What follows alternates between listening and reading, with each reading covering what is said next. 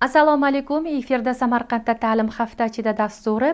Ayni daqiqalarda sizlarni viloyat maktabgacha va maktab ta'lim tizimida ro'y bergan eng muhim voqea va hodisalar sharhi bilan tanishtiramiz.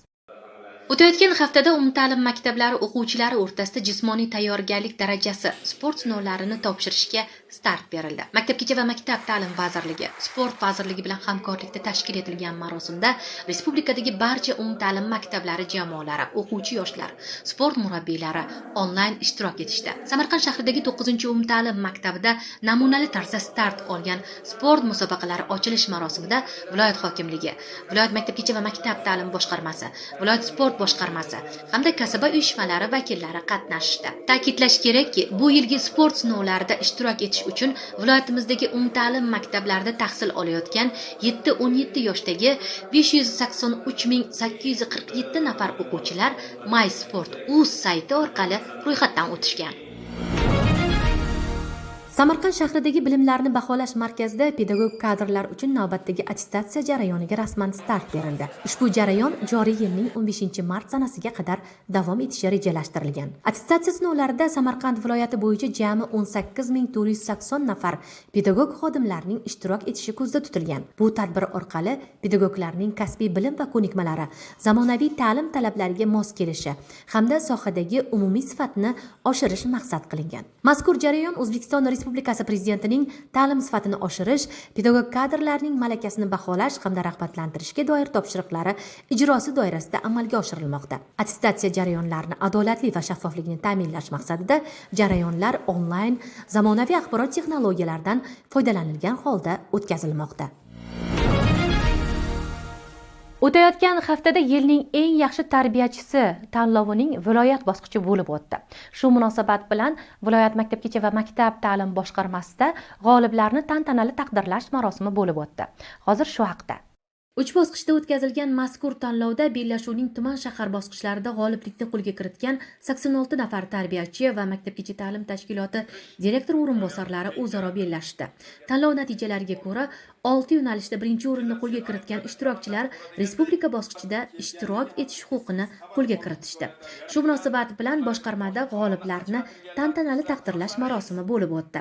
Tadbirning ochilish marosimida viloyat maktabgacha va maktab ta'lim boshqarmasi boshlig'i Muzaffar Hamdamov so'zga chiqib, maktabgacha ta'lim tizimida amalga oshirilayotgan islohotlar haqida gapirar ekan, yaratilayotgan bunday imkoniyatlarga har bir tizim xodimi fidoyiligi, vatanparvarligi va mehnati bilan javob qaytarishi lozimligini ta'kidladi. Tadbir so'ngida g'oliblarga viloyat maktabgacha va maktab ta'lim boshqarmasi hamda O'zbekiston ta'lim va fan kasaba uyushmalari Samarqand shahar filialining faxriy yorliqlari hamda qimmatbaho sovg'alari topshirildi. Xabaringiz bor, joriy yilning 19-mart sanasida O'zbekiston Respublikasi Prezidentining maktabgacha va maktab ta'limi sohasida boshqaruv tizimi samaradorligini oshirishning qo'shimcha chora-tadbirlari to'g'risidagi 51-sonli farmoni qabul qilindi.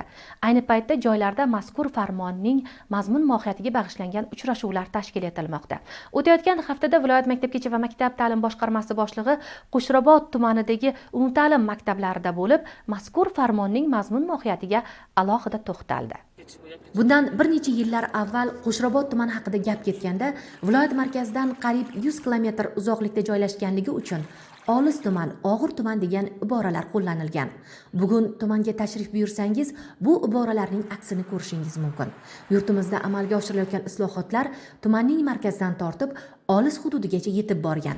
Boshqarma boshlig'i Muzaffar Hamdamov Qo'shrabot tuman maktabgacha va maktab ta'lim bo'limida bo'lib, xodimlar uchun yaratilgan sharoitlar bilan tanishish jarayonida yuqoridagi gaplarni tilga oldi. Bo'limning yangi zamonaviy binosida xodimlar va fuqarolar uchun yaratilgan sharoitlarni ijobiy baholadi va bunga mos ravishda har bir mas'ul halollik, fidoyilik bilan mehnat qilishlari lozimligini ta'kidladi. Shuningdek, jamoa bilan muloqot chog'ida O'zbekiston Respublikasi Prezidentining joriy yilning 19-martida qabul qilingan 51-sonli farmonning mazmun mohiyati haqida so'z yuritib, tizim xodimlarining ish faoliyatiga mos ravishda oylik maoshlariga qo'shimcha ustamalar joriy etilishi soha xodimlarining ish samaradorligiga ijobiy ta'sir qilishini ta'kidladi. Bundan tashqari, tumanda ta'lim tizimidagi muammolar va ularning yechimi yuzasidan bo'lim boshlig'ining taqdimoti bilan tanishdi. Shu bilan bir qatorda tuman hokimi Dilshod Shakarboyev bilan birgalikda tumandagi sobiq pedagogika kolleji binosida joylashgan 3-davlat maktabgacha ta'lim tashkiloti faoliyati bilan tanishdi. Ta'kidlash joizki, ushbu binoda 78-umumiy o'rta ta'lim maktabi ham faoliyat ko'rsatmoqda. Uchrashuv jarayonida tuman hokimi ayni paytda mazkur bog'cha uchun davlat dasturi asosida yangi bino qurilayotganligini ma'lum qildi.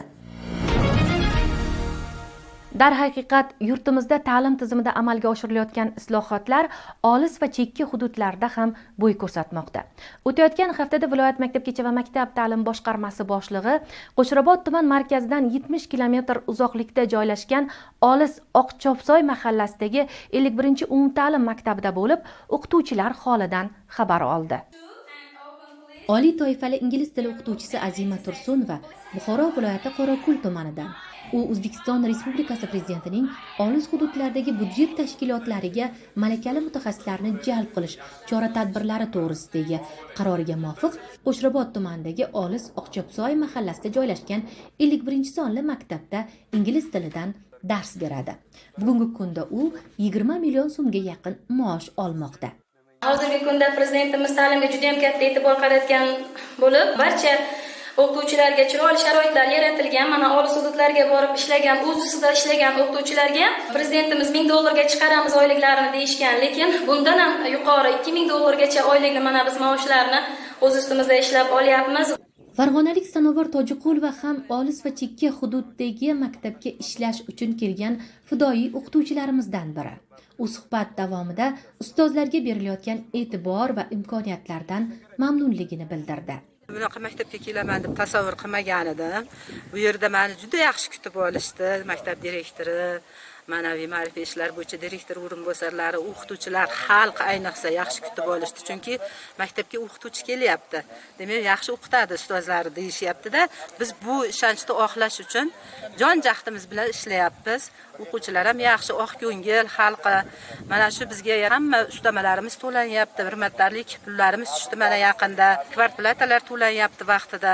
Mana shu bizga ko'rsatilayotgan e'tibor, o'qituvchilarni qo'llab-quvvatlaganligi uchun rahmat aytamiz. Shu olis hududda ishlayotgan barcha o'qituvchilar nomidan minnatdorchilik bildiraman. Samarqand viloyat prokuraturasi mablag'lari hisobidan 2024-yilda qurilib foydalanishga topshirilgan ushbu zamonaviy maktabda Farg'ona, Namangan, Jizzax, Buxoro viloyatlaridan kelgan 10 nafar malakali o'qituvchilar dars beradi. Boshqarma boshlig'i ushbu maktabda bo'lib o'qituvchilarning holidan xabar oldi. Ularning muammo va takliflarini tingladi. O'qituvchilarning elektron doskalarni ko'paytirish bo'yicha qilgan takliflarini mahalliy hokimlik bilan ko'rib chiqishini bildirdi.